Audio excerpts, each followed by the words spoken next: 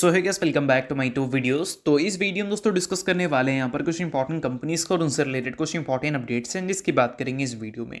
तो चलिए दोस्तों वीडियो की शुरुआत करते हैं। सबसे पहली कंपनी की बात करते हैं। पहली कंपनी का नाम है दोस्तों MCX यानी कि multi commodity exchange of India limited. But इसको डिस्कस करने से पहले दोस्तों अगर आपने अभी तक चैनल को सब्सक्राइब नहीं किया है तो चैनल को सब्सक्राइब करके बेल आइकन को प्रेस कर लो और सेबी रजिस्टर्ड टेलीग्राम चैनल को भी ज्वाइन कर लेना जिसका लिंक आपको डिस्क्रिप्शन में देखने को मिल जाएगा। और एक डिस्क्लेमर भी है, जो भी कंपनी से रिलेटेड न्यूज़ एंड अपडेट्स हम लोग कवर करेंगे वो सारी न्यूज़ एंड अपडेट्स सिर्फ और सिर्फ एजुकेशन पर्पस के लिए है, सीखने के लिए है। तो इसको किसी भी तरह का इन्वेस्टमेंट एडवाइस मत समझना, आप खुद से रिसर्च और एनालिसिस भी कर सकते हैं। तो चलिए दोस्तों वीडियो की शुरुआत करते हैं। सबसे पहले बात करते हैं MCX से रिलेटेड कुछ इंपॉर्टेंट न्यूज़ एंड अपडेट्स के बारे में। सो दोस्तों आज के दिन की बात करें तो ये कंपनी काफ़ी ज़्यादा फोकस में आपको देखने को मिल रही थी। फोकस में रहने का सबसे बड़ा रीज़न है कंपनी की परफॉर्मेंस, जो कि आज के दिन हमें काफ़ी अच्छी देखने को मिली थी।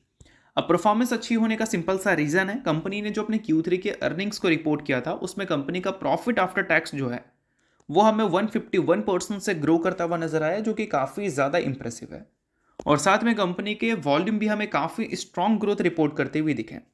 अब वॉल्यूम हमें इसलिए इतना ज़्यादा स्ट्रॉन्ग देखने को मिला क्योंकि अभी लोगों का इंटरेस्ट देखोगे तो स्टॉक मार्केट में कम और कमोडिटी मार्केट में ज़्यादा देखने को मिल रही है। अब उसका रीज़न है, देखो जब स्टॉक मार्केट अच्छा करता है तो ज़्यादा से ज़्यादा लोग स्टॉक मार्केट के साथ जुड़ते हैं, आपने देखा ही है। बट अभी रिसेंट टाइम में क्या है कि कमोडिटी मार्केट बहुत अच्छा कर रहा है। कॉपर को देखोगे, गोल्ड को देखोगे, सिल्वर को देखोगे, पिछले 1-1.5 साल में इनके प्राइसेस छप्पर पहाड़ आपको बढ़ते हुए देखने को मिले हैं।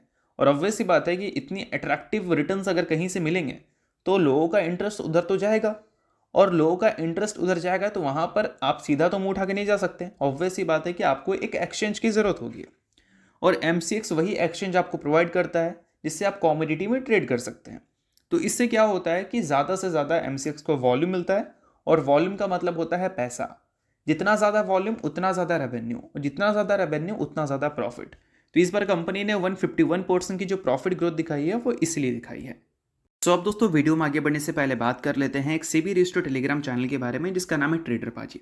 इनका रजिस्ट्रेशन नंबर आप यहाँ पर नोट कर सकते हैं। 8 साल से भी ज़्यादा का एक्सपीरियंस है इनको ऑप्शन एंड स्विंग ट्रेडिंग में, और इनके टेलीग्राम पे चैनल।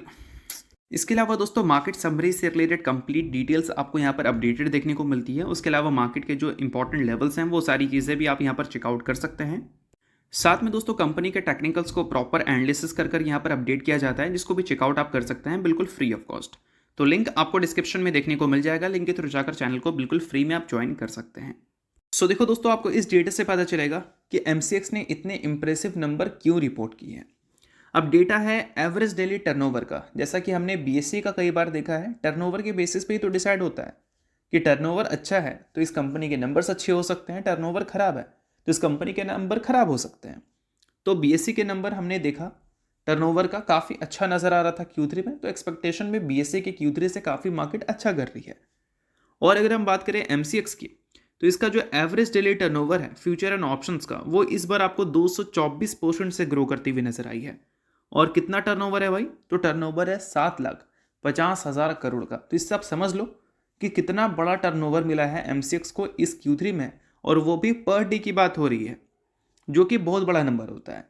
और उसके अलावा दोस्तों अगर हम बात करें फ्यूचर्स एंड ऑप्शन दोनों का सेपरेट टर्नओवर के बारे में, तो ऑप्शंस में लोगों का इंटरेस्ट ज़्यादा दिखा है, 227% से वो नंबर ग्रो करता हुआ दिखा है। ईयर ऑन ईयर बेसिस पे 6,66,000 करोड़ का नंबर उसने रिपोर्ट किया है।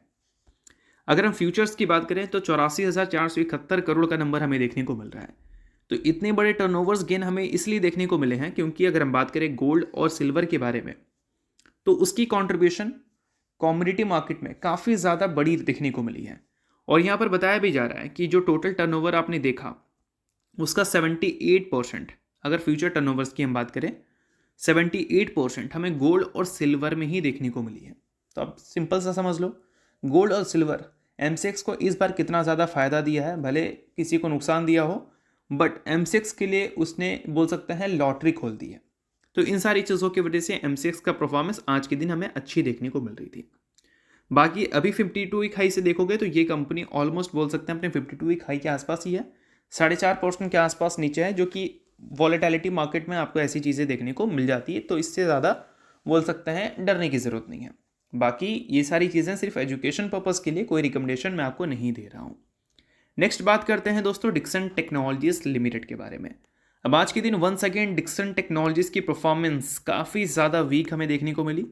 परफॉर्मेंस क्यों वीक देखने को मिली, इसके पीछे के रीजंस हैं यहाँ पर।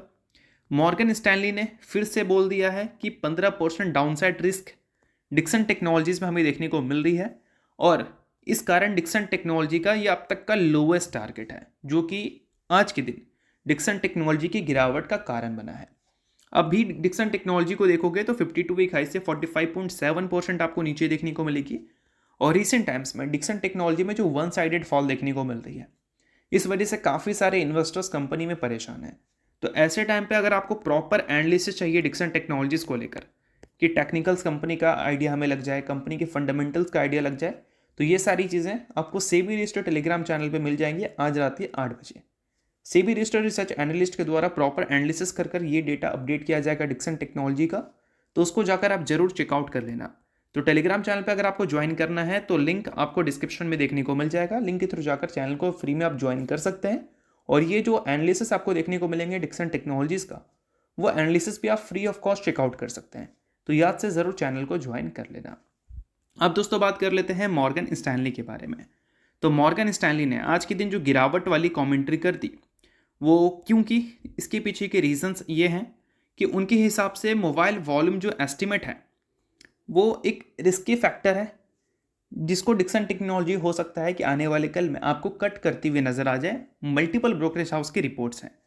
क्यों भाई? क्योंकि डायनेमिक रैंडम एक्सेस मेमोरी की अगर हम बात करें तो उसमें रिसेंट टाइम्स में काफ़ी शार्प जंप हमें देखने को मिली है।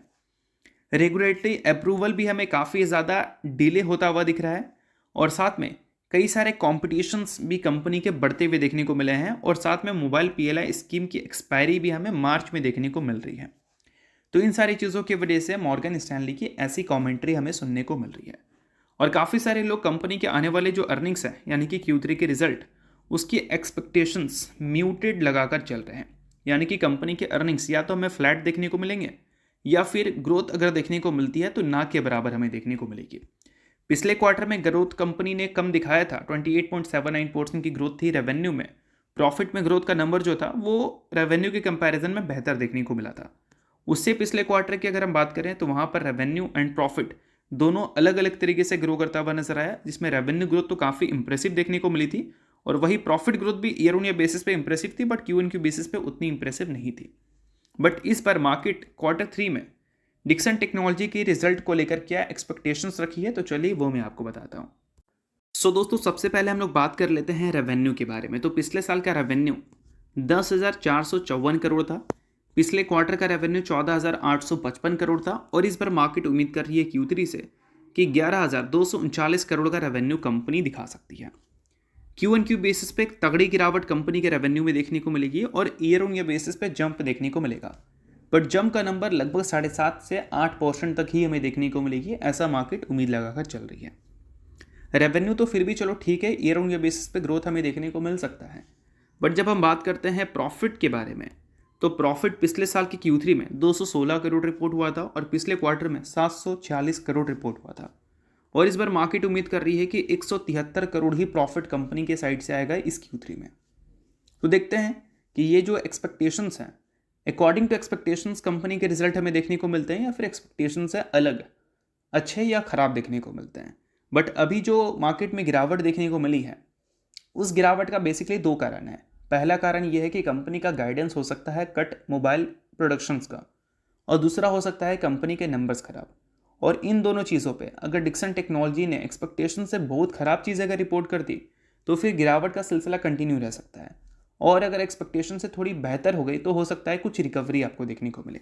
बट जैसा कि मैंने बताया, ये जो सारी चीज़ें हैं, इसका कंप्लीट एनालिसिस आज आपको 8 बजे रात में देखने को मिल जाएगा टेलीग्राम चैनल पे। लिंक डिस्क्रिप्शन में है, लिंक के थ्रू जाकर चैनल को ज्वाइन कर लेना। तो चलिए अब बात करते हैं अगली कंपनी के बारे में, जिसका नाम है दोस्तों बजाज फाइनेंस लिमिटेड। अब दोस्तों बजाज फाइनेंस की अगर हम बात करें तो आज के दिन ये कंपनी आपको फोकस में रहती हुई दिखी है, क्योंकि कंपनी ने नॉन कन्वर्टिबल डिवेंचर के थ्रू 5,120 करोड़ रुपए अलॉट करने का फैसला किया है ऑन प्राइवेट प्लेसमेंट बेसिस। और इस चीज़ को थोड़ा सा डिटेल में समझो तो बोल सकते हैं दोस्तों, कंपनी ने बॉन्ड के जरिए फंड रेस करने का फैसला किया है, जिसकी अगर हम साइज़ की बात करें तो 5,120 करोड़ हमें देखने को मिलता है। अगर फेस वैल्यू पर डिवेंचर की बात करें तो वो हमें 1 लाख रुपए देखने को मिल रहा है। और इसका कूपन रेट अगर देखोगे तो 7 रुपये नहीं 7.65% पर एनम हमें देखने को मिलती है। और इसके अलॉटमेंट डेट हमें 27 जनवरी 2026 देखने को मिल रही है। तो अगर आप बजाज फाइनेंस के इन्वेस्टर हैं तो बेशक इस न्यूज़ को आप नोट डाउन कर चल सकते हैं।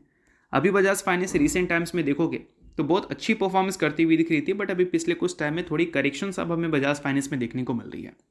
52 वीक हाई से 17.3% ये कंपनी आपको नीचे देखने को मिल रही है। इसका सबसे बड़ा रीज़न ये है कि कंपनी का जो रेवेन्यू ग्रोथ है वो हमें लगातार स्लो होती हुई दिखी है पिछले कुछ क्वार्टर से। एक टाइम पे 27% की ग्रोथ थी, 23% पे आई, 21% पे आई, और अभी लेटेस्ट जो नंबर कंपनी का आया था Q2 का, वहाँ पर रेवेन्यू ग्रोथ हमें 18% की देखने को मिली। और Q3 की बात करें और वहाँ पर Q3 में एक्सपेक्टेशन जो होंगे, अगर उसके डेटा चाहिए तो आप कमेंट कर देना बजाज फाइनेंस, मैं आपको नेक्स्ट वीडियो में डेटा दे दूंगा कि कंपनी की Q3 के रिजल्ट की एक्सपेक्टेशंस है क्या। तो Q3 में अगर नंबर मान लो 18% से और नीचे जाता है तो इन सारी चीज़ों की वजह से हो सकता है कि कंपनी का जो करंट वैल्यूएशन है वो मार्केट जस्टिफाइड ना कर पाए। इन सारी चीज़ों की वजह से मार्केट पहले ही उन सारी चीज़ों को प्राइस्ड इन कर रखी है। अब देखते हैं कि जो मार्केट का मन में है वो मन के हिसाब से नंबर देखने को मिलते हैं या फिर मन के एकदम विपरीत नंबर देखने को मिलते हैं। तो चलिए इसके अलावा बात करते हैं अगली कंपनी के बारे में, जिसका नाम है दोस्तों एंजल वन। रिसेंटली दोस्तों कंपनी ने अपने Q3 के अर्निंग्स को रिपोर्ट किया था, जिसके बाद कंपनी ने 23 रुपये का इंटरम डिविडेंड का फैसला किया था। 2026 का तीसरा ये डिविडेंड था आई थिंक। उसके साथ दोस्तों कंपनी ने स्टॉक स्प्लिट भी अप्रूव किया था, जो कि 1:10 की रेशियो में हमें देखने को मिल रही थी, जिसमें कंपनी ने एक शेयर के बदले अपने इन्वेस्टर्स को 10 इक्विटी शेयर देने का फैसला किया था। सो अगर आप इस कंपनी के शेयर होल्डर हैं तो बेशक इस न्यूज़ को आप नोट कर सकते हैं, शेयर होल्डर नहीं आप इग्नोर कर सकते हैं। न्यूज़ थी इस वजह से मैंने बता दिया, बाकी ये किसी भी तरह का रिकमेंडेशन नहीं है। तो होप करता हूँ ये वीडियो आपको अच्छा लगा और लाइक कीजिए, पहली बार सब्सक्राइब कीजिए। वीडियो के लिए बहुत बहुत शुक्रिया।